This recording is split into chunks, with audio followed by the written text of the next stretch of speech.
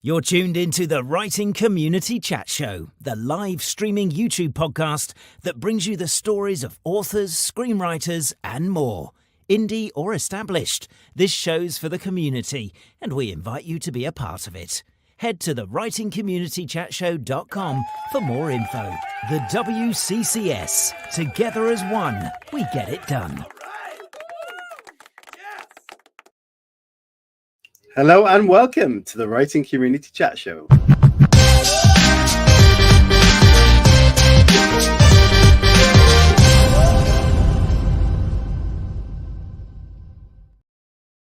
Hello everybody and welcome to the Writing Community Chat Show this week. I am very excited to be here, and I know I say this way too often, but I really am. Again, I missed the show last week. It's kind of the summer holidays, and I know a lot of people are very busy with life, and that's been the case with me as well. We were camping up in the wild Brecon for a nice little festival, and that was lovely. It was a little soggy on the Thursday, but then Friday, Saturday, and Sunday was very nice indeed. So I got to have a nice little break up there, despite the hangover that I caused myself. So yes, I have missed the show dearly, and I am back. And I'm not sure if this is Chris Hooley's way of vengeance or revenge, but he is not here right now. So it could be the fact that he's playing a bit of revenge there and just making me sweat a little bit. But that's all good. If he turns up, brilliant. He hasn't said anything to suggest he won't do. So if he does, I'll throw him on screen and we can get chatting. And if he doesn't, then he doesn't. And I've got a great guest to chat to tonight. I'd like to know how your past week or so has been, because I haven't seen you guys and I've missed you all. So please drop us a message in the chat. And you do know that we've got a fantastic guest lined up for you tonight. And it's your opportunity as potential, if you're an author, if you're a book lover, or if you're someone really interested in the career or the life story of this guest as well. It's your opportunity to ask lots of questions. You can do throughout the show, but also at the end of the show, we have a designated section for you to do that. So before we do get our guest on and have a good chat, what you can do to do us a big favor is to hit the like button, to give us a share, subscribe, and leave us comments in the chat, but also after the show is finished in the comment section below. Chris, hello, welcome to the show. I was just saying, I wasn't sure if it's because I missed last week and you've done the show on your own. You were making me sweat a little bit just coming in late, or just coming in late because you're being mystical. Yeah, we'll go with the latter. It wasn't because I was panicking about technical problems, that's all. Oh, well, it seems yes, to be. I'm here. I'm glad you're here. Yeah, I just spoke with our guest pre-show, and technical issues seems to be the key right now, because yesterday I had to order a new internet cable that goes to my PC where I do the show on, because the dog ate through it again. Second time. So the internet cable arrived today, thankfully in time. But 10 minutes before the show started, I set the show up and my webcam just refused to work at all. And somehow I managed to get it to work. So very, very luckily we are here. But I'm excited to be here. But how has your previous 2 weeks been? Because obviously I wasn't here in last week's show as well, and I missed the show, but you did a fantastic job with our guest. So how's it been for you? Yeah, it's been good. I had a great chat last week, obviously, with CJ, another CJ. Yeah. But yeah, he was. That would have been very great. confusing. I know. Well, when he came on before the show started, because obviously you'd met him at Harrogate, and I'd never met him before. And there was a bit where he said, Chris, he said, "Oh, you got a great name," and I was like, "Thanks." And I was like, "Is his name Chris as well?" So yeah, he's actually a Chris who goes by CJ, and yeah, it was just a weird moment where I was like, "Is his name Chris?" Or yeah. But you live in conversation. A parallel universe. Like CJ, Chris has turned up, but it wasn't me. Yeah, exactly. You'd have fit right in the middle of us with CJ and Chris. But yeah, it was from Doncaster. Exactly, Chris Sandwich. But yeah, nearly got myself into a bit of a pickle by slagging off everyone in London at the start of the show, which I avoided. And I don't know why I've just mentioned that, because I nearly did it again. I love people from the south. We love everybody. We're great people persons. Does that even make sense? Anya, thank you for joining us live. We love that you join us live every week, and you're a massive supporter of the show. Anna is in the chat as well. Bad doggy, indeed, bad doggy. Even though he's a lovely doggy, he is a little bit bad sometimes, and aren't we all? Yes, it's been a busy few weeks, but what I'm excited about tonight is we've got a fantastic guest lined up. And this person's got a great kind of career in terms of writing and a lot of kind of cultural background differences, which is really interesting to kind of delve into about how that gets adapted into writing. So there's a lot of good questions going to come from this. And a lot of people are tuning in because they're excited about her latest book, which you can see lovely up in the top corner above Chris's head, which he's holding up very nicely like a showgirl. But thank you. Thank you for tuning in, and I'll get on with the introduction so we can chat to our guest. Are you ready for this, Chris? Yeah, before we do that though, I do like your new attire. That shirt that you're wearing is very fetching. This is the Harrogate shirt that I made, and on the back it's got the our chat show. It's also got the Pan Macmillan logo in there as well. So it's a nice new addition. It's I guess a Harrogate special show, t-shirt show. So I have two of these, one in blue and one in grey. I'll have to try and get an extra one made up for you, Chris, and I'll send it off to you. Yeah, no, that's great. Cool. I like it.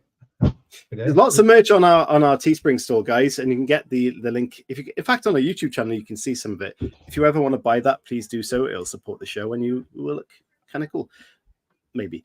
Okay, so tonight's guest we are thrilled to have with us, who is an incredibly talented author, and she is from Pakistan, who is a Muslim American writer. As I mentioned about the cultural differences, it's going to be really interesting to see how that writing's adapted into some classics, which she has adopted, and she captivates her readers with a unique voice and vibrant storytelling. Growing up in Long Island in a multilingual household, Aamna's love for words and storytelling began at a young age, which is quite common on our show, but sometimes not always the case. And her journey from writing in notebooks to becoming a published author is nothing short of inspiring. In today's episode, we will explore Aamna's road to writing, delve into the world of her latest book, and get your question. Oh my God! And get questions. No, I'm stopping there. And get answers to some burning questions that you might have as well. This is my fault for not being on the show for 2 weeks. God's sake, Gaga, it's only been 2 weeks. Spit it out. So everybody, please jump in the chat and help give me a nice warm welcome to Aamna Qureshi. Hello, Aamna, how are you doing? I'm doing really well. Thank you so much for having me. We're really excited to have you on the show. There's a lot of buzz on social media about you coming on the show, and that's always a nice thing. But reading up about you, a fantastic kind of story. So really looking into getting into that. But first of all, how are you doing? I'm doing well. It's a bit hot where I am right now, but I'm luckily in the air conditioning, so I'm not too hot right now. I mean, that is always a positive, which, like you mentioned that you were in the K recently, and we don't always have the air conditioning in the UK. Yeah. So I think it's definitely a perk to have if you are in a warm place, which it's kind of warm in a lot of places right now. So that's a good thing, right? Yeah. And whereabouts are you right now? I'm in Long Island. So a lot of my characters and my books are also based in Long Island. And that's just because this is where I grew up and this is where I live. Yeah, I think life experience and sort of using your natural environment to write is a really cool thing, because you get that kind of feel of the local sort of, I don't know, the culture, the feeling of the land and everything about that you can really put into your books.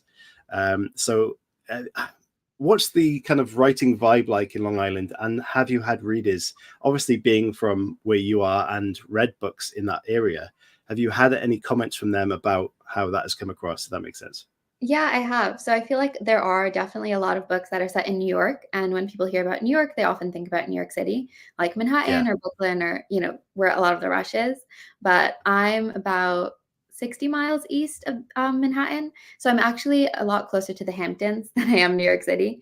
I'm like very far east. It's very like suburban, very quiet here. And I live pretty close to the coast. So I'm like very close to the beach. So I feel like writing about Long Island or writing characters that are based on Long Island, for me, it's very much a way to just like show my love for Long Island and where I grew up and where I live, because I do love living here. And I've had some readers who, they are also from Long Island and they get really excited seeing certain places mentioned or certain, I guess, experiences mentioned that they're like, oh, I can relate to that I haven't really seen written about that much. Yeah, that's amazing. Little comment I want to mention before we move on to that is about Chris. Huli, your outfit reminds me of some of the tornado chases from Twisters. Have you recently seen that? Is that no? I thought you might have been inspired. No, but what does freak me out is because the beard's so long now. Every time I move into a sort of centralized position, it looks like my neck just disappears. So yeah, it freaks me out a little bit. But I was really interested there about Long Island because I was thinking I've never actually been or seen any sort of pictures. So how do you try and capture the place or a place in a novel? Like, what would your advice be to somebody? I think what I always give as advice when people are trying to do like world building or setting is really just to think about the details that I guess you hold on to in your own memory. So I think for me, a lot of, especially in the summer, we spend so much time at the beach or, out in our backyard doing barbecues, kind of going for walks, just like enjoying the nature. And also since I live in a very suburban area, everything is very spread out. It's much quieter. And I think it's a lot more peaceful. So I really enjoy that. And then in the fall as well, there's a lot of like farms out here. So people come for like apple picking and just like random fall activities like that. So I feel like it's always best to hold on to like details that you yourself enjoy, and then try and just put that into your writing, because I always think you can tell when the author has been somewhere or experienced something or just like genuinely like something, because it shows in their writing and kind of the appreciative way that they write about it. Yeah, I definitely think that having that kind of nature connect is really good for writing and that creative expression, because people often say about writer's block, and one way to kind of tap into that or kind of get away from that is to go out into your natural environment and just take in some other things that will just really motivate that creative flow, if that makes sense. And I think having that on your doorstep is really valuable. Yeah. And I think also like we spend so much time staring at our screens that sometimes just like going outside, getting some sunlight, looking at some trees or the leaves moving, it really just like helps you reset. I feel like for me, whenever I'm, I've been at my desk all day and my eyes like start hurting from staring at my screen, and I'm really just like, it's not working. And I need to really like step away, and I'll like go out, get some fresh air, get some sunlight. And then I feel like that really helps me reset. I don't even think that my eyes like hurt from the screen. What they do is kind of just blur out. Everything becomes a blur. And then when you go and stare at the trees or the leaves, you get that focus back, and it's just nice, and you relax a bit. And it's as even for authors or creators, mental health is a big issue. Just kind of staying positive, and maybe if you're writing really dark stuff, getting into that kind of positive environment is really good as well. So yeah, definitely use your outdoors and get stuck into that if you're in the writing world or creative world. So we missed a big chunk there, because Aamna, what we love to do is to go back into your past, into how you arrived where you are now. So what I'm going to do very quickly is to play a little video, which is for round one, which is the road to writing. And then hopefully we can get a good conversation going around about your inspirations and how you arrived at where you are now. So coming right up, the road to writing.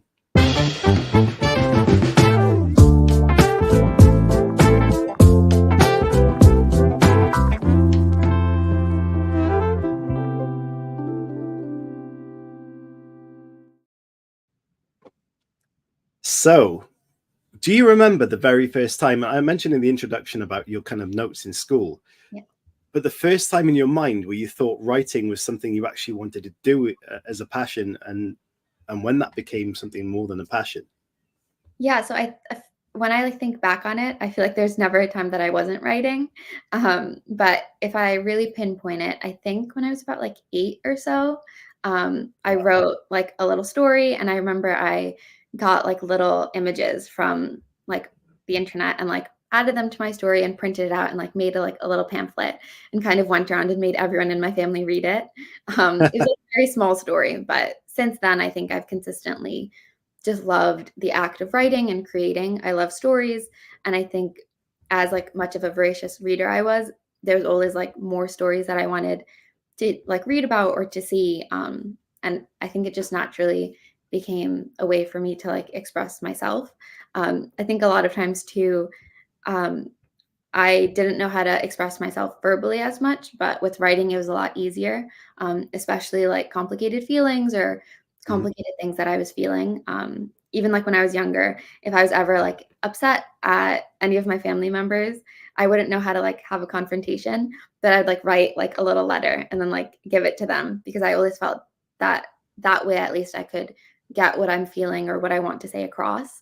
So the written word has always been, I think, a way to express myself when I didn't otherwise know how to.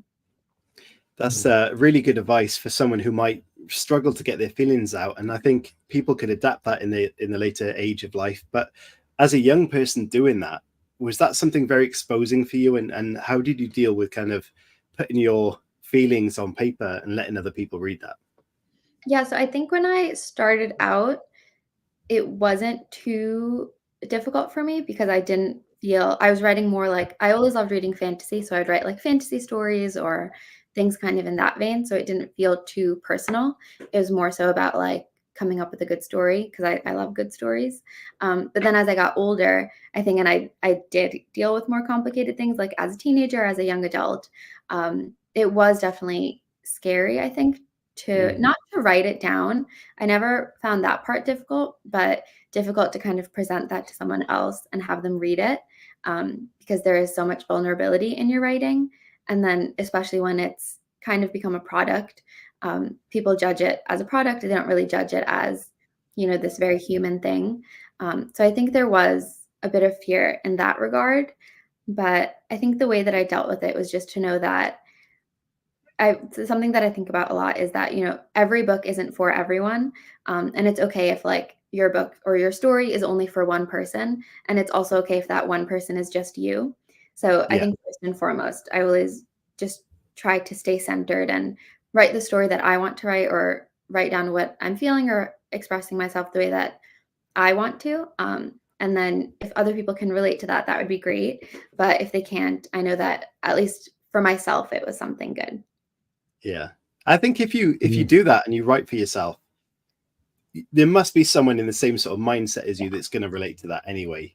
So if you're writing for yourself, it's going to be true. It's going to be something that you feel passionate about. So I think that's the key to go. Because if you're trying to write something that you're not, or trying to replicate someone else, it's never going to feel authentic. And I think that's the key to do it, as the way you've just explained it. So yeah, I think that's a really good story and great advice. Yeah, interesting. Yeah, I was going to ask you to take us back to the moment where you're a reader, because I was really interested in that aspect of what you were saying, and how that sort of how your reading has influenced your writing.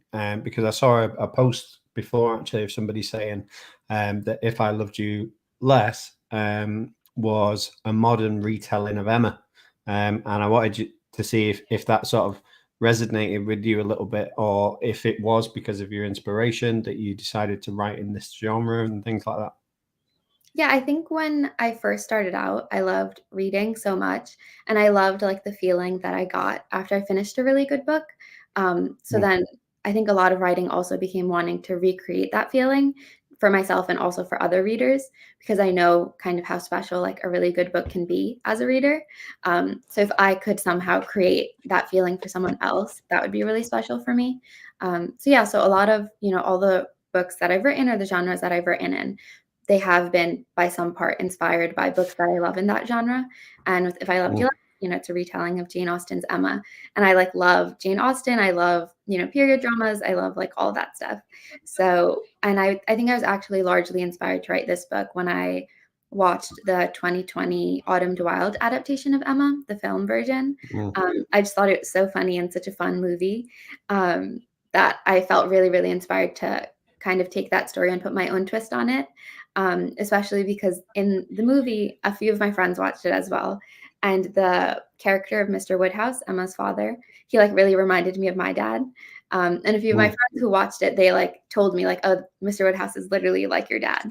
So I thought it would be really fun to write this modern twist on the same beloved story and kind of infuse it with aspects from my own culture and like my own identity and, you know, my own familial relationships, like the relationship I have with my father, the relationship I have with my sister. I kind of just wanted to encapsulate that into writing, because I think also for me, writing and my books kind of become like a time capsule for the things that I was feeling or things that I was experiencing. And I always just think it's really cool to write that down into a story that then kind of becomes immortal. Yeah, that's amazing. Thank you. It's really interesting when you mentioned that you were obviously, when you were younger, you're writing fantasy, and then you've moved into the world of comedy or rom-com essentially. Yeah. So is the love of fantasy gone, or is that something you might ever go back to, or is it just something romantic comedy was something that had such a strong pulling that you decided to go down that route despite your love for fantasy? No, I still love fantasy so much. Like I love fantasy shows. I love fantasy books. Like I'm so excited for the Rings of Power season 2 to come out soon. So I really, really love fantasy. I think fantasy is just like a much more nuanced and difficult thing to tackle. For me, rom-coms feel, or contemporary stories, you don't have to do as much world building, or you don't have to like create a magic system from the ground up, which I think sometimes I haven't been inspired enough to do yet. But with like a contemporary story, you know, the world is already there. It's based a lot more on like character work. So I find it, but I would love to write in fantasy in the future. I do have an idea for like a high fantasy. It's just taking a bit longer to develop than a rom-com would. Things take time. You're right with the world building. Yes. Chris, go on. I jumped in there before you had a question. I was going to ask. I was thinking whether to ask a question because I thought, is that question a bit rude? I'm going to ask it. I don't think you'll be offended, but okay. My question is, if you're going to take on a classic of something that you've really enjoyed and go, I like that story enough to do my own version of it. What aspect of the story itself makes it more modern? Because I should imagine the narrative and the events that are happening are timeless. You know, you said about novels being a slice of time and stuff like that. Yeah. What is it that sort of makes it a modern version that would attract a reader, if that makes sense? I think what you said, a lot of the themes of these classic novels are timeless, you know, things like falling in love or family issues or, you know, making mistakes and learning from them, which are a lot of things that happen in the original Emma. So I wanted to kind of take those universal feelings or experiences and then adapt them to a modern world, to characters who, you know, live in like a community that I'm, you know, familiar with, or in a world that I'm familiar with, especially like the Muslim community or like the Pakistani American community. I think a lot of Jane Austen's works translate really well to those because even, you know, in the modern era in 2024, there's so many still like kind of rules that existed in Regency England. And even like there's this really funny review, I think, of Pride and Prejudice, where it was like a 1-star review, and the review was just like, oh, all they did was just like go to people's houses the entire time.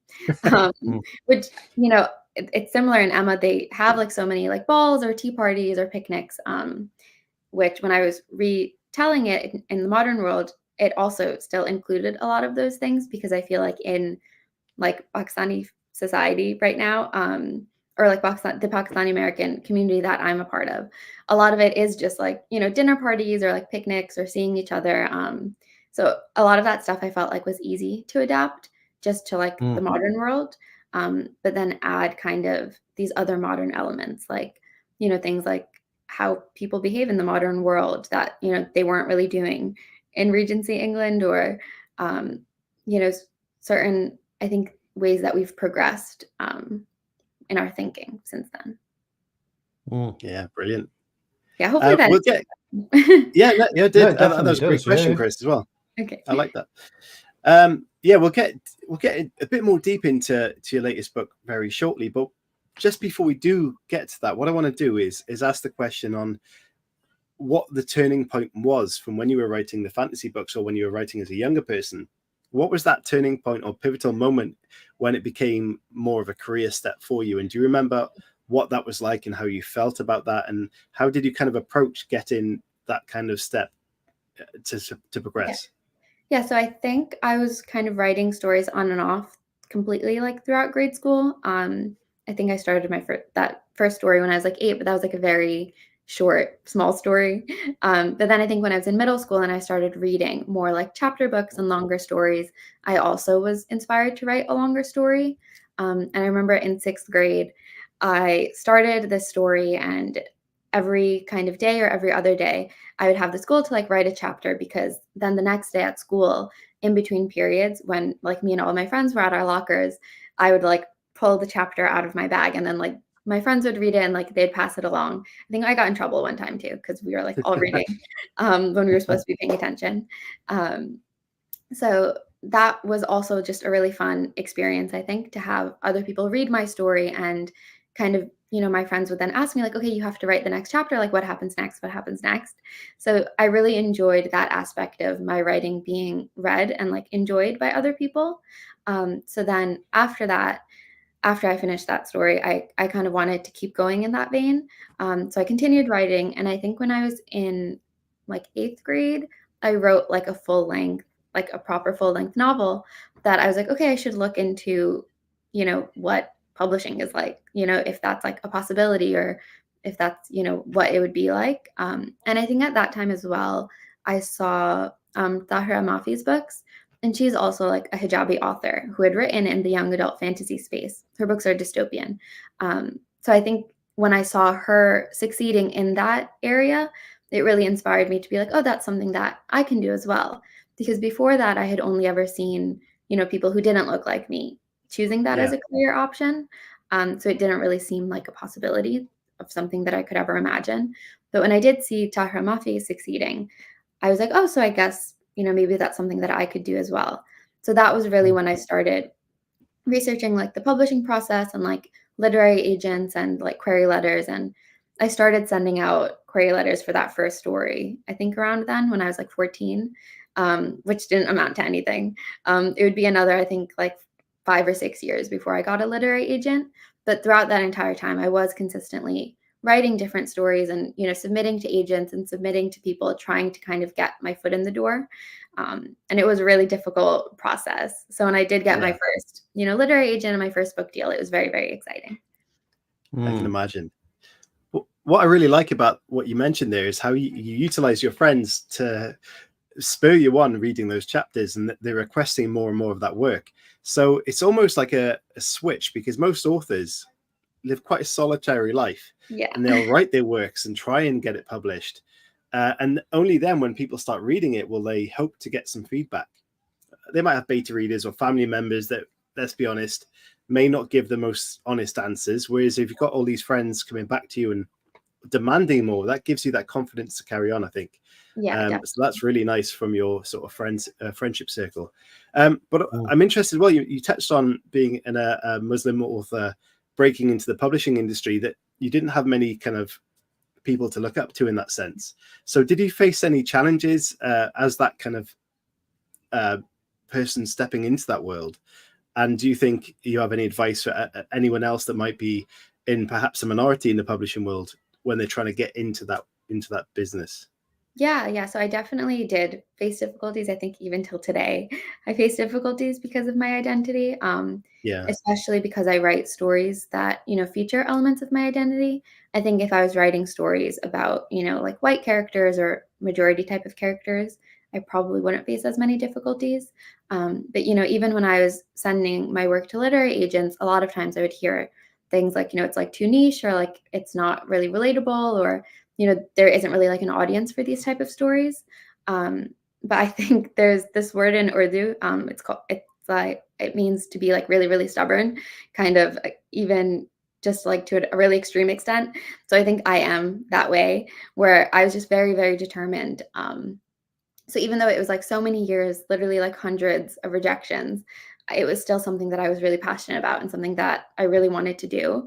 So I think advice for any minority writer is to, number one, write what you want to write and write what's true to you. I would never tell anyone to adapt their work to try and please people, because a lot of times I did hear rejections that were kind of like, if it was like less, if there's like less Muslim elements or like less Pakistani elements, it'd be more relatable. Or sometimes too with something like with If I Loved You Less, which is very much a rom-com, it doesn't really focus on any like cultural issues. I also heard a lot that was like, if it focused more on like cultural issues or like, these kind of like big racial issues that stories talk about, it might be a better sell. But I wanted it to be a rom-com. So I think for a writer, I would say, just stay true to what you want to write, because eventually you will find someone who appreciates that work for what it is and they won't want it to be changed. And then the second bit of advice I would, I guess, say is to just, if writing and becoming a published author is something that you're really, really passionate about, it's definitely not easy, but if it's something that, you are passionate about, to just keep at it. And I truly believe that if you keep working hard at something, eventually it will happen. Like eventually you will make it happen. I imagine there's a lot of people that don't quite have that perseverance of kind of what you mentioned there. And there must be so many people who have given up just before that moment might come around. So definitely agree with you. Just keep pushing through and working hard on what you believe in. Good things should happen. Some great comments coming in for that and your story. There is. I was going to say, having been inspired by somebody, do you feel now that you're in the position that you wanted to be in? Do you feel any additional pressure on your writing when you release a new book, when you're thinking of an idea and you're putting pen to paper? Do you put any extra weight on yourself, or have you been able to judge that balance of going, this is for me first and foremost, and then everybody else, can see it afterwards? Yeah, I think I would love if I could be inspiring to other people the way that I've been inspired by authors. And I think I don't put too much pressure on myself in that aspect, because the thing that I think I looked up to a lot in the authors who have inspired me is just like how unapologetically themselves they are. So I think the best way that I can perhaps be inspiring to others is also to just, stay strong in my own voice and be my unique self. Because of, for everyone, there's no one else like you. I truly believe everyone has a very specific perspective or a specific story that only they can tell. So I would, of course, tell everyone as well to just be confident in yourself and, be confident in how unique you are.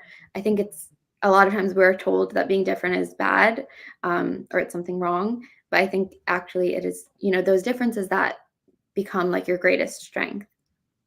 I'm going to ask another question now, which again, it's kind of bordering, but when you're writing, do you ever think some people are coming to my work from a different culture because they're interested? And how does that impact your writing compared to some people who are coming to your work because they're part of that culture and are interested? Because you've got two sides of a coin there, I suppose, to try and sort of navigate. So how do you do that as a writer? Yeah, so that's something I'm also definitely very conscious of. While I do primarily want my works to be relatable for, people from those like underrepresented communities, I also want my stories to be universal. I want them to be enjoyed by everyone, because I think things like, falling in love or fighting with your sister or, making mistakes are universal. I don't think it's just specific to Muslims or Pakistani Americans or any other specific identity. So I think for me, when I'm really conscious of that, I'm really conscious of the fact that, in mass media, Muslims and like Pakistanis are portrayed very negatively. And I'm also conscious of the fact that a lot of, people in the UK or in America, they've never interacted with a Muslim in real life, or, a Pakistani or, any other minority. A lot of times people are just like in their little bubbles, and all they hear about these communities comes from the news. And in the news, these communities are portrayed very negatively. So there's this kind of idea that people already have in their head. So I always, with my writing, never want to push into those negative stereotypes. I never want to, kind of reaffirm those negative beliefs, because I don't think that they're true. I think obviously every community has, bad aspects and bad people, but I think that there's so much more good to highlight. So I always try to highlight, the things about my culture or my religion that I love and that I'm passionate about in my stories. Because if, someone who's never interacted with a Muslim can read my book and be like, oh, this Muslim character is someone that I can relate to, even though I'm not Muslim, because, she's, making mistakes and falling in love and doing all of these things that I also do in my life. I think that would be a really great way to kind of combat Islamophobia or combat xenophobia, just by portraying these communities as just like normal people. Because I think people do, a lot of times have these misconceptions just because of the way the news or the media spin things. But the majority of, Muslims or Pakistani Americans aren't like the way that they're portrayed. Yeah. With religion, then, if we were to say that writing a book was like ingredients, similar to a cake. If you put too much sugar in a cake, it's not going to work. So how do you know what's a good balance when you're writing to go, I want to explore this aspect. I want to, have the characters, do this or have this event. And then how do you navigate that? So maybe you write the first draft, look at it, and then do you go to other people as well, or do you sift through it yourself the first time and think, oh, maybe there's too much of that, or there's not enough of this, or I need to add some more of this, or I need to change that up a little bit? How does that work? That is very, very similar to what my writing process is. I'll write my first draft. I don't usually ask other people's feedback. I usually, go through it multiple times myself, where, a lot of times when I'm doing the first draft, I'm just focused on getting the main like plot points out there and like the main character work done. But then, in another draft, I'll be like, okay, this is my draft to focus on world building. So then I'll read through the entire thing and then just focus on adding in world building in places where I feel like it's lacking. And then I'll do another read through and maybe add in, another thing like that. Like, maybe there needs to be like more character development or just like more dialogue somewhere or more of the setting described. So with each read through, I kind of do focus on a different thing just so I can really focus on the whole picture of that one aspect. So I think with, something like the cultural aspect or like the religious aspect, when I am doing that read through with that as a focus, I can see where, maybe in early chapters, it's something that's discussed a lot and then it kind of peters off towards the later chapters. So then I'll have that in mind that, okay, like in the later chapters, I need to add this back in so that the whole story feels cohesive. Yeah. I love that question and answer. Chris, I love the fact that you asked about or compared it to making a cake. So next week, what I think you should do is get a different kind of recipe and then ask the same question, but with a different kind of recipe. So like, how do you make a spaghetti bolognese in comparison to your writing? You got to keep that going. It's brilliant. Yeah. But what we're going to do is... I was going to say, though, because Stephen King talked about in one of his books about adding the color red as a warning sign. And it's the same thing with religion. Like a lot of books they'll just have little snippets. And I'm thinking, how do people navigate that? Did they just land on it as they're writing, or do they, go back? But obviously, as you've said there, in terms of going back in different read throughs, that's a really interesting tip and a bit of advice for somebody. If you look at a novel like that, you will have so many opportunities to develop it in a really good way, because you're going, right, I'm just going to look at it for the dialogue, and you just read through the dialogue and go, oh, it's a bit lackluster there, or it's not working. I need to bump it up or whatever, or the symbolism that I'm trying to work on isn't quite there. It comes in too much at the end, and it's not subtle. But yeah, I think it's a great idea and great tips. So thank you for that. Yeah. So we're about to move on to part 2 of the show, which is what's the story? And when we come back I've got a little book sponsor first to do, and then we'll come back from the trailer for the little video, and then we're going to get to hear all about If I Loved You Less.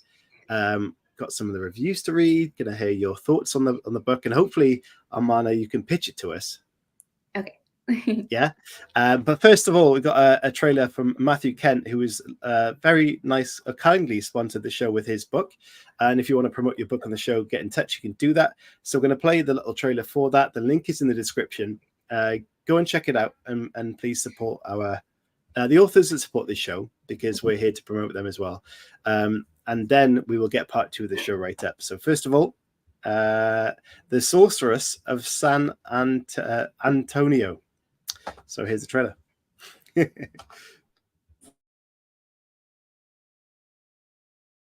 In the heart of San Antonio, Texas, Victoria Layton's 16th birthday takes an unexpected turn. Instead of the typical teenage dreams of cars and spring formals, she's thrust into a realm she never knew existed: the system. February 29th is only her 4th birthday. Victoria is unknowingly inducted into this mystical network. Her most unexpected 16th birthday present upends her life as she's called to fulfill her destiny. As a blue box materializes before her, Victoria faces a choice she can't ignore: embrace her newfound role as a sorceress or risk default settings. With only an hour to navigate setup and registration, Victoria's world transforms in ways she never imagined.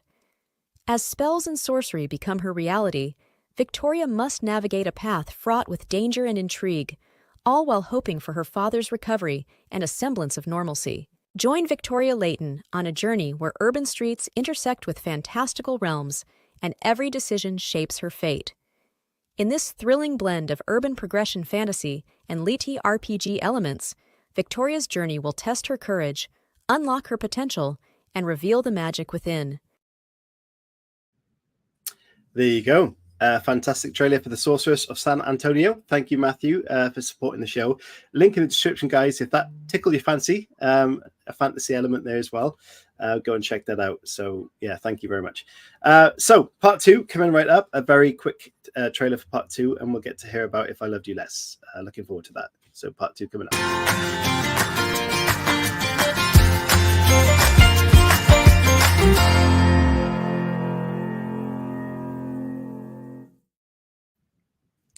So, If I Loved You Less, can we hear all about that, please? Yes. So it's a modern retelling of Jane Austen's Emma, set in a Muslim and Pakistani American community. And it's about Humaira Mirza, who is a 23-year-old girl living in Long Island.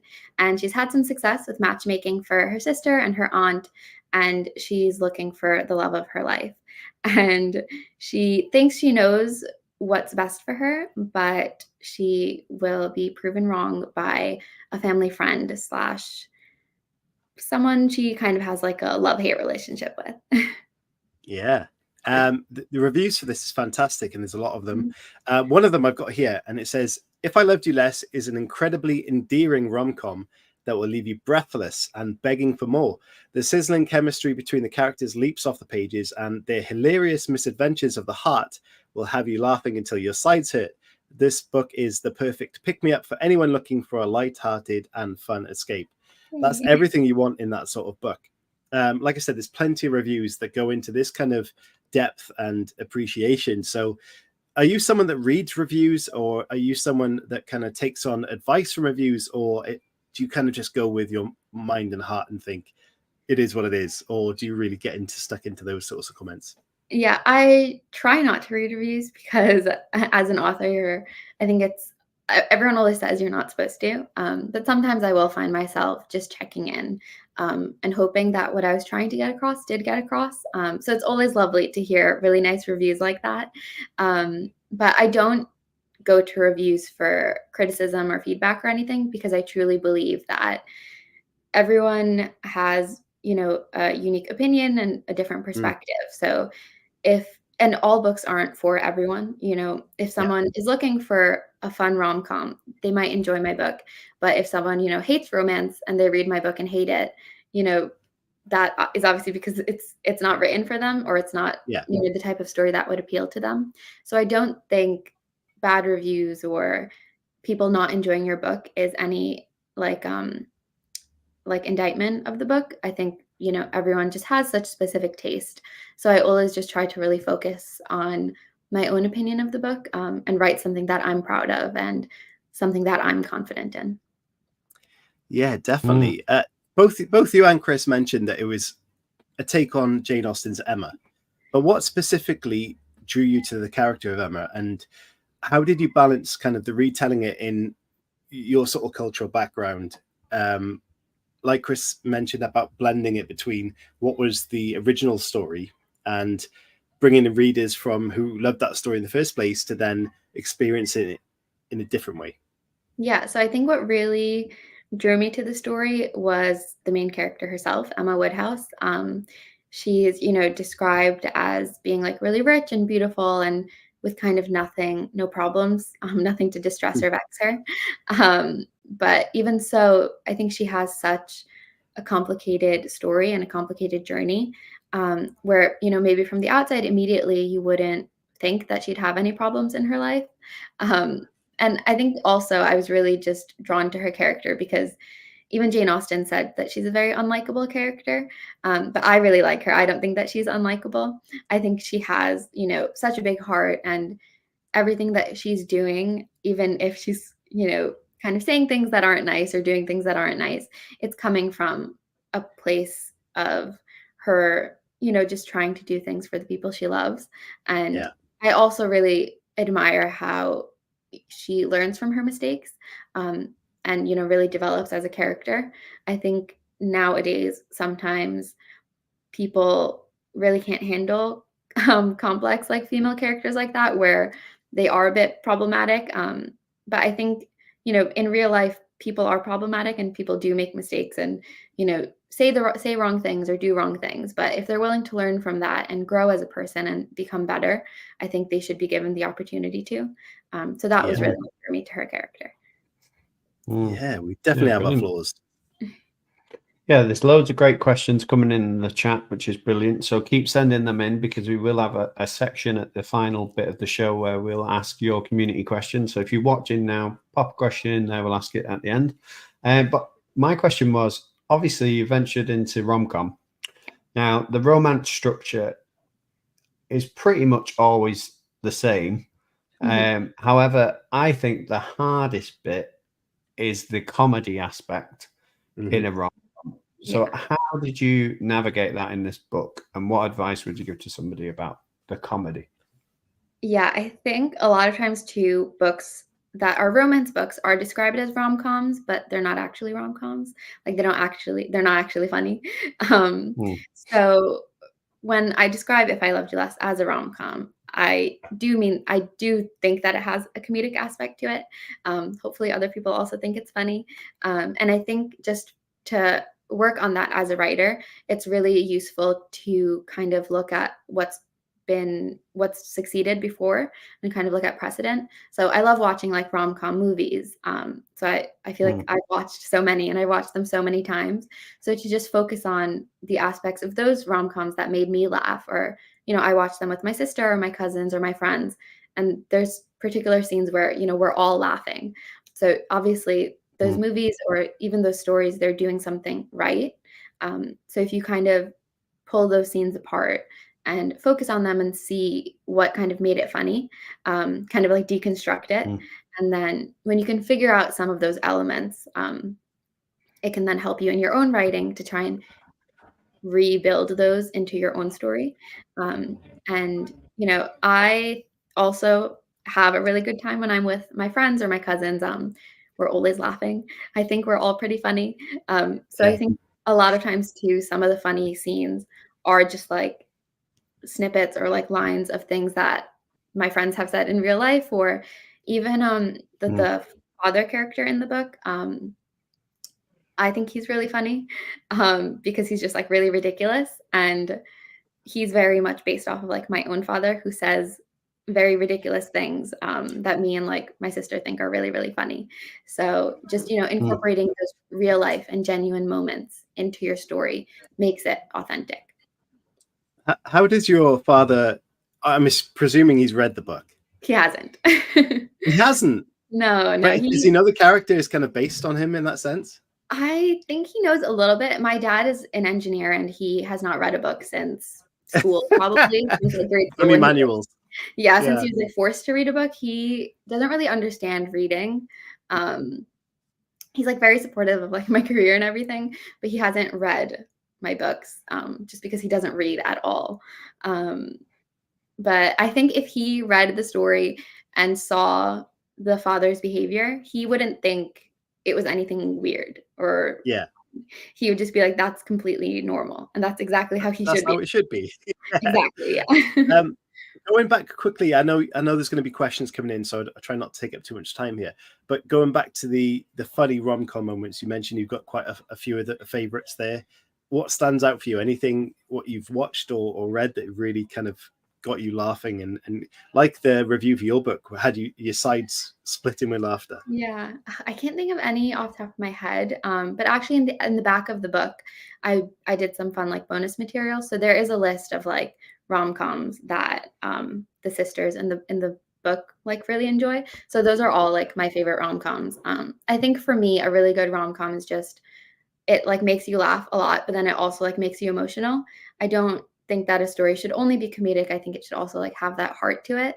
So I love stories that like, you know, can make you laugh one page and then like make you cry on another page. And just like when you're finished with it, you immediately want to reread that book or rewatch that movie. So all of my favorite rom-coms I've watched like dozens of times, and like every time it's still as enjoyable, even though I already know what's going to happen and I have like half the lines memorized. It's still really fun. I think one of my favorite sitcom TV shows was Scrubs. I'm not sure if you've seen that, but that was always really funny, but they'd always switch it up to something really emotional at some stage. And it was like you said, you can go back to it and it keeps shocking you. You know, I think that's a really good addition. Very quickly as well, Mr. Hooley, we're 50 minutes into the show and I've only just realized on the bottom of my name says Aga do. How have I missed that until now? Thanks for that. That must have been last week or the week before. Anyway, so moving on, guys, please send some questions in. Oh, go on, Chris. No, go on. Yeah, send the questions in. But I was going to ask you to explore the nuts and bolts of emotion and writing emotion, because I think it's one of the most difficult things to do in terms of to get it right. Like you've said, with, you know, if you want your characters or if you want the readers to laugh, obviously that's quite difficult, and you've got to pitch it in the right way and timing and things like that. But then to get the emotion side of romance, which can be so unique to the individual, how do you like talk us through writing a romantic scene, what it's like for you in the editing stage as well as the writing process bit, if you can? Yeah, so I think even with that, with so much of my writing, I really tried to have a reference point from real life, or, you know, maybe a moment from my life or something that I've experienced or something that I felt, that I then can translate to my characters. So yeah, so as advice, I would definitely say that it's really good to just sit and think about what you're feeling and think about what you're experiencing. And I think for me too, writing a lot of times is a way to kind of translate those complicated emotions into something cohesive and something understandable. So like the writing process a lot of times will just like help me understand what I'm feeling or why I'm feeling it. And just, you know, the way of understanding it then a lot of times like makes me feel better. So yeah, so when I'm writing those scenes, even if it's not, you know, an exact situation that I've been through, I try to really put myself in the characters like mindset and like in their shoes and be like, okay, if I was this character and if I was in this situation, you know, how would I be feeling throughout this entire encounter? Or, you know, like what, you know, body language would I be using, or like different things like that, I think really help flesh out the scene. And then a lot of times too, emotions are obviously it's like so deep in your psyche.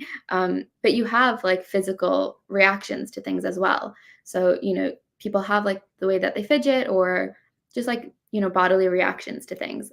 So I always try to include those to really make the scene feel more authentic and just more fleshed out. Because, you know, even as you're reading, if you're reading that like a character is feeling breathless, as you're reading, you kind of automatically feel that way as well. Like you have that physical reaction as well. So I think adding in those elements help to make the scene and the emotions of the scene feel more genuine and feel, more personal to the reader. Yeah, it's good because I've read a lot of rom-coms where even just one line of dialogue can really go, oh, I don't like this person. Yeah. And I suppose what you're doing there is you're trying to write a spark, and writing a spark between two people is, it appears different in every single aspect that's ever happened. And when it happens to you, you can't even explain it yourself. So let alone writing it, but I think that's great advice in terms of, capturing the little moments and things as well. And the movements. So yeah, that's great. Yeah. And I think also sometimes writers or with stories, it can feel like you have to write out every single little thing for the reader. But I think the stories that are the most successful to me, like the stories that I feel the most connected to, the author hasn't spelled everything out. I think leaving those gaps for the reader to kind of fill in on their own with their own imagination really helps the reader to feel more connected to the work versus just like, being told exactly what they should be thinking or feeling or reacting to a scene. So I think it's also important to like leave those gaps for the reader to kind of fill in on their own. Brilliant. Really good. Okay, we're going to go on to the final part of the show, which is community questions. So please do send in your questions right now. And when we play the video, me and Chris will jump into our staple questions of the show. And then we'll read yours just before we finish this up. So part 3, coming right up, community questions.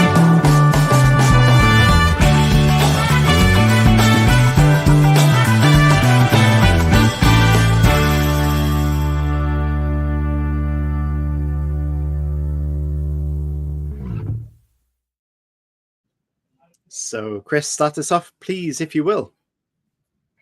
So, one of the first staple questions that we have is if you could take any character from fiction and make that character your own, which character would you choose and why? Ooh, okay. Not Emma. Yeah, not Emma Woodhouse. I will choose another Jane Austen heroine, Elizabeth Bennet. I feel like I would love to just like be friends with her and like hear her opinions about people and kind of watch her go through the love story that she goes through with Darcy. I think it would just be really fun to be one of the Bennet sisters because there's 5 of them and they're always it's always very chaotic and crazy, I think, when you have that many sisters together. Oh, I can imagine. I had 2 growing up and that was enough. Brilliant. Okay, if you could take the ending of anything, and that could be a TV show, a movie, or a book, and change that ending, what ending would you change and why? Okay, I will continue with the Jane Austen theme and choose Sanditon. It's, I think, one of her last works and it was unfinished, but it was recently adapted to a PBS masterpiece show with Theo James in the first season.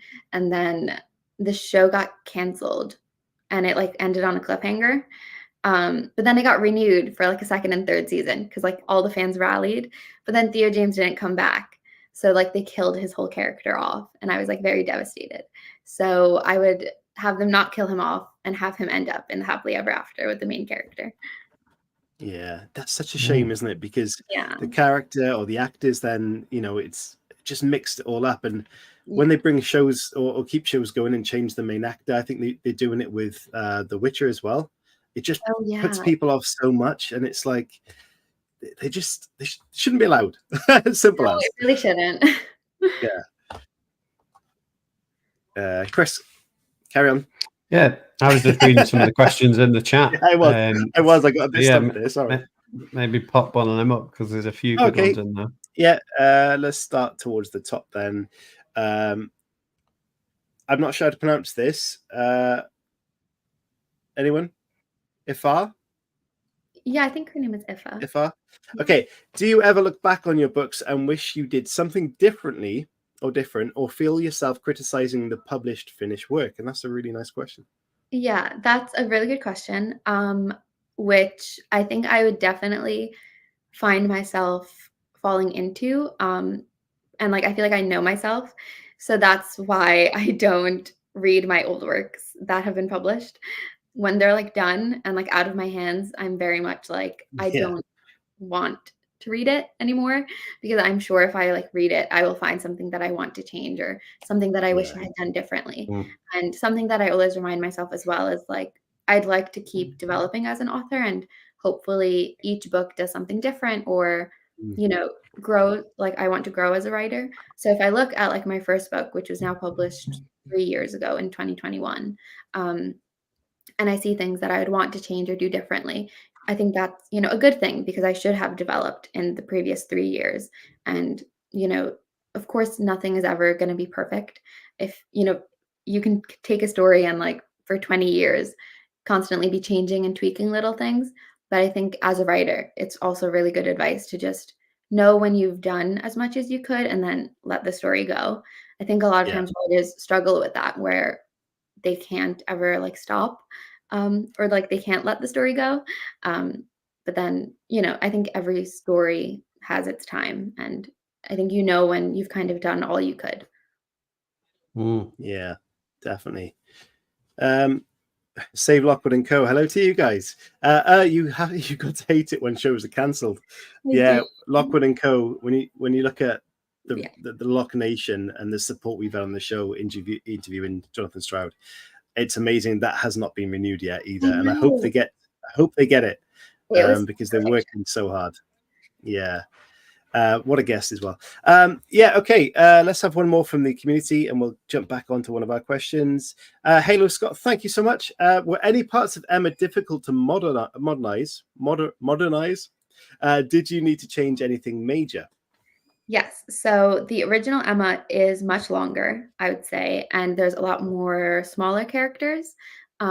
So a big thing that I did change in my adaptation was I didn't include the character of Mrs. Bates and the whole storyline with her name is, I'm completely blanking, but one of the other like smaller characters, where she is kind of the love interest of in the book.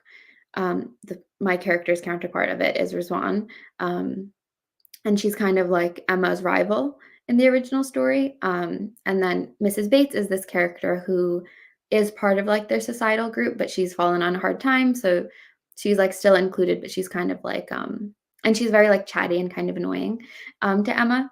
So I didn't include those two characters because I wanted to include characters in my story that could be like completely fleshed out and feel very like essential and vital to the story. And with those two characters, number one, I feel like there was already too many characters in my story. And then number two, I didn't feel like if I had included them, they would have been as fleshed out as I would have wanted them to be, just like in the space of like the book. So then I didn't end up including them. But I feel like I still managed the story without them. I just like made some adjustments with like the climax and different things. Yeah, great. Just one question off the back of that. How did the title come about? Title, I love the title. Originally, when I wrote the book, the title was Poor Little Rich Girl, which I thought was like a fun play on words. And someone in the comments just said Jane Fairfax. That was the smaller character. But the original title was Poor Little Rich Girl. But when I signed with my publisher at HarperCollins UK and my editor, Charlotte Ledger, she actually came up with this title.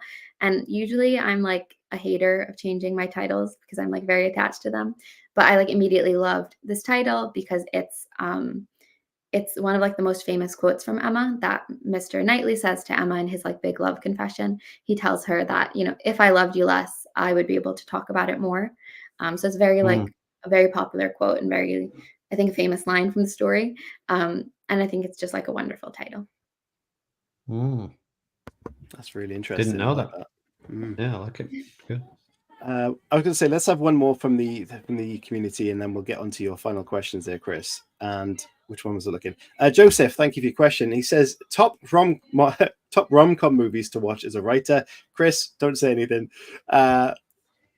You know what I'm saying. But Aamna, what top rom-com movies should you watch as a writer? I love the movie Love, Rosie, which is an adaptation of a book. I think the book is titled something else. I think it's just like a great movie. And I think one of the first rom-coms that I watched that is like still one of my favorites is Letters to Juliet. So those two are really, really good. I think the way that they do like the pacing and just like the whole story and everything and the character work and like the dialogues, like it's really well done. I've just seen one of the comments that says not La La Land. La La Land should be on there. He said it. because I've heard so many like traumatized stories about the ending. I like can't watch any movie that does not have a happy ending. So I have not watched La La Land. Yeah, I love La La Land. Crazy Stupid Love is also a really good movie. Yeah, and that one's pretty funny too. Yeah. Yeah. Well, I've not seen either of the two that you mentioned, Aamna, so I will check those out if I get the time. Halo said, I tried to watch it again and got 4 minutes in before spontaneously combusting. And Anna says, La La Land should be in the trash. Lots of La La Land. We're starting this all again. I mean, this is as popular as pineapple and pizza, Chris. So please, let's get to our final couple of questions because it's 5 minutes past the hour and we're keeping Aamna behind on the show, which is great because we've got so many good questions to ask her, but we don't want to take up all of her evening. So over to you, Chris. So the final question that we have is a little bit morbid, but you're on your deathbed. You're looking back at your writing career. What would you be happy with? What is success to you? I think success for me would be knowing that even a few people had read my work and enjoyed it or felt connected by it. I feel like that would be enough for me. And I get so many lovely messages from readers who have read my books, and they say that like they've connected to it and they really enjoyed it. And that just like makes me so happy. So yeah, so I feel like for me that is success. I don't think it's anything like monetary or anything flashy. I think it truly is just a love of storytelling for me and knowing that people have connected to those stories, because I have loved reading myself and I know how special a good book can be. So if I can be on the flip side of that and create a special book for someone else, that's just like really, really important to me. I think that is the best kind of success, isn't it? Yeah, I was going to say on that note, obviously, other than your own books, is there any authors that you would like to spotlight or to sort of send any sort of attention towards? Yes. One book that I recently loved was, or not recently, it was like a year or two ago, but this author, her name is Jasmine Corradeo, and her book is titled TJ Power Has Nothing to Prove. It was just like a really, really good book. I really enjoyed it. And I feel like I don't see too many people talking about it. And she has another book coming out soon-ish, like in a year or something. So definitely check out her work. She's like a fantastic author. Brilliant. Nice. Love a good recommendation. Aamna, did you have anything to read us out with, or are you happy to wrap the show up as it is? I can read a little passage. I have my book with me. So I will read something from the first chapter. Brilliant. Before you do that, if you could tell us where we can find you on socials and where we can buy your books from and stuff like that, and then give us a little reading and we'll do a little wave, and that'll be the final thing on the show. Normally Agate tries to speak for about 5 minutes after. But sorry, I'll do it now before, because otherwise you know what I'm like, I get carried away. Aamna, what I want to say before we do get into that reading and say goodbye kind of through waving, I want to say you've been absolutely wonderful. Brilliant conversation with you, and some great questions from Chris as well to kind of showcase what you kind of your career and passions have been about. So thank you so much for sharing your story with us. It's been fantastic. So thank you from me. Yeah, and thank you so much for having me. I had a really fun time. You're very welcome. Yeah, so you can find me at my website, which is just my name.com. So it's aamnaqureshi.com. And I'm also active on Twitter and Instagram. I think my Twitter handle is Aamna Qureshi _ and my Instagram is Aamna _ Qureshi. I tried making a TikTok, but I'm not very active on it. But Twitter and Instagram, I'm pretty active on. And all of the information about all of my books are on my website, and all the buy links are there as well. Okay, so this reading is from chapter 1. Our main character, Humera, is at a wedding where she was expecting this guy that she thinks she's going to fall in love with to come, but he hasn't shown up. So she's a bit upset. She goes to, she kind of separates herself to catch her breath. And this is just a bit of her internal monologue. So I catch my breath in the mirror, and for a moment, the placid expression customarily found on my face melts away into a full-fledged frown. Rizwan really isn't coming, and there goes another chance at love. My eyes quickly well with tears, a habit I've never been able to rid myself of since I was a child. I always cry much too easily. I know what you're thinking. Poor little rich girl. She has everything. What else could she possibly need? Well, I'm looking for the great love of my life, thank you very much. I have had many ups and downs with love over the years, and I know once I found my love, I'll look back and laugh at all of this. But in the meantime, I'm left wondering and yearning and aching. For me, it's always been about love. Brilliant. Thank you, everybody. Thank you.